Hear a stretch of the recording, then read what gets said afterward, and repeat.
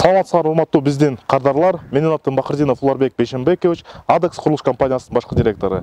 Биз азыр Нарын областынын Нарын шаарына келдик.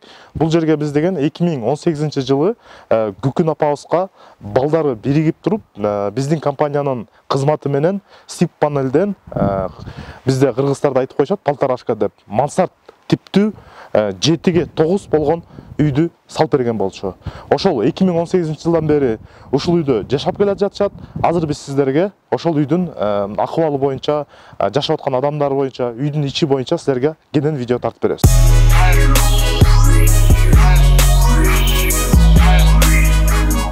Бисмилля деп биз үйдүн ичине киргенде эле өзүңүздөр видеодон көрсөңүздөр болот. Бул үй Нарында салынган, Нарын шаарында, бирок ошого карабастан аябай мондай чоң болгон, кенен болгон панорамный терезелери менен үйгө кире бергенде эле бизди кухня тосуп алат. Мындай современный хай-тек стилдеги кухня экен. Өзүңүздөр көрсөңүздөр болот. Абдан кенен. Бирок муну кардарларыбыз кийинчерээк кошушту. Себебинде биз бул жерген СИП панель менен үйүн куруп кеткенбиз дагы. Анан бул жерин болсо кардарларыбыз кийинчерээк кошкон экен. Ал эми биз болсо негизги үйдүн ичине киргенде бизди киргенде эле ушундай холл тосуп алат дагы. Холлдон биз экинчи этажга көтөрүлүп кеткенге лестница турат.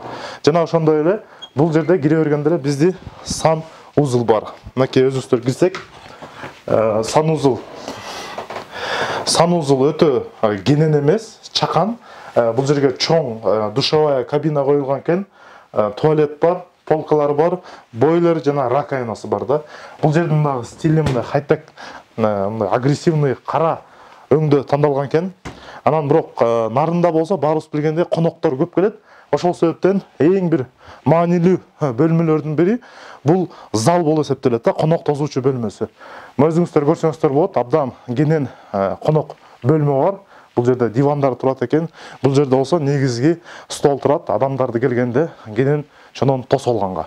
Баса белгилейм, бул үйдү биз 2018-жылы салып өткөзүп бергенбиз. Азыркы күнгө чейин жашап келе жатышат. Анан биринчи этажда дагы бир бөлмө бар. Бул бөлмөнү болсо холл катары колдонсо болот экен. Бул жерде өзүңүздөр көргөндөй сонун каминге атайын место ылайыкталган экен. Ошол жерге кыргыздарда болсо конок тоскондо эт тартканга да колдоно беришет, жана керек болсо конок келип калса уктоочу бөлмө катары, гостевой комната катары колдонсо болот. Бул жерге каминди да сонун кылып ылайыктап коюшкан экен. Гүлдөр бар экен. Мындай бирсе кардарлар кадимкидей эле колдонуп жашап жатышат. Бул жерде дагы баса белгилеп кетчү нерсе, бул болсо бул жерде өзүңүздөр видеодон көрсөңүздөр болот.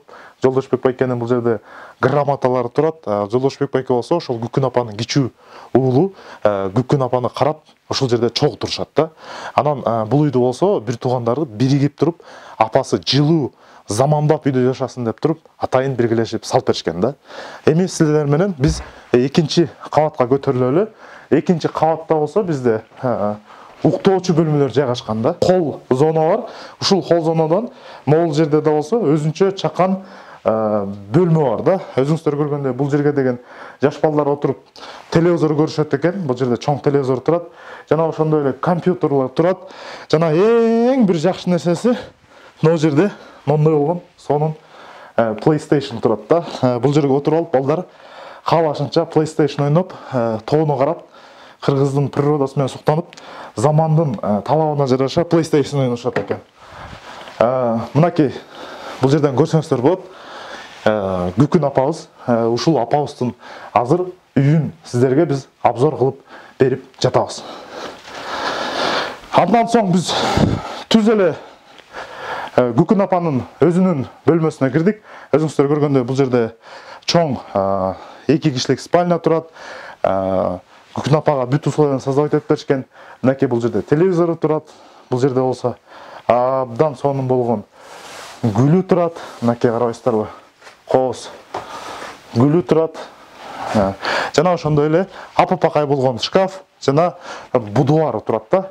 Анан эң маанилүү нерсе, Нарында болсок дагы, үйдө болсок дагы улуу кишилерге комнатанын ичинде мындай болгон санузылы болгон, абдан ыңгайлуу да. Өзүңүздөр көргөндөй бул жерде раковинасы бар, санузылы бар, улуу кишилерге көчөгө чыгып отурбай, кыштын суугуна баарыбыз билгендей мындай аябай ыңгайлуу болот да. Эми кийинки спальный комнаталарга кирели. Детский бөлмөсү экен.